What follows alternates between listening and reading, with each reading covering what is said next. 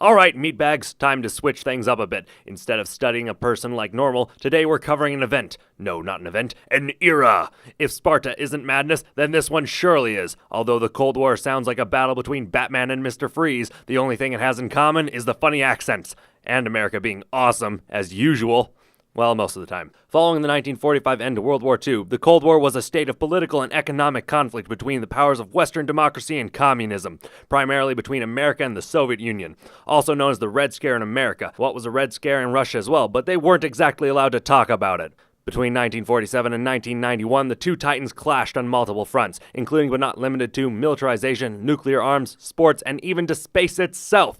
What can we say? This was the world's most intricate pissing for distance contest ever. Don't cross the streams! Not unlike an episode of Looney Tunes where Bugs Bunny and Elmer Fudd try and one-up each other with increasingly impressive weapons, the two superpowers shook their fists at each other for 50 years without actually engaging in direct military conflict. Talk about too much talk and not enough action, not unlike watching C-SPAN. But why have a conflict between two countries when you can get everyone involved? It's not like everyone just got out of a Second World War or nothing. Besides, misery loves company. Or as they like to say, in Soviet Russia, company loves misery. So, Soviet Russia started supporting communist revolutions in Asia and South America, including guerrilla leader Fidel Castro in Cuba. You know, the hairy guy with a cigar, wears a lot of green, looks a lot like Luciano Pavarotti. But we're getting ahead of ourselves, and in comes Korea for no apparent reason and very little historical impact other than creating MASH. What can we say? We don't like talking about wars we didn't win. Moving on, sadly the Bay of Pigs had nothing to do with floating bacon. It was a failed CIA attempt to overthrow Castro.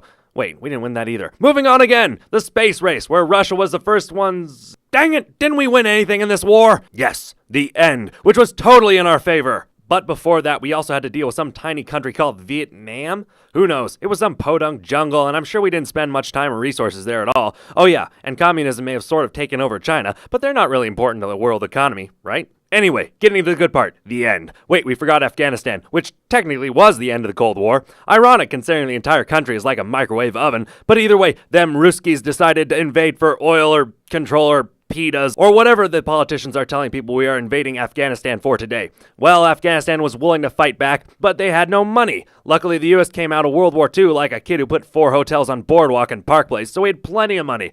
Though technically we weren't officially allowed to help Afghanistan, but Tom Hanks, or Charlie Wilson was. So we gave them guns, we got them bombs, and we gave them missiles, which would all be used against us eventually, but the point is they beat the Russians. And not long afterwards, the Soviet Union would collapse in on itself like a wet paper bag in a washing machine.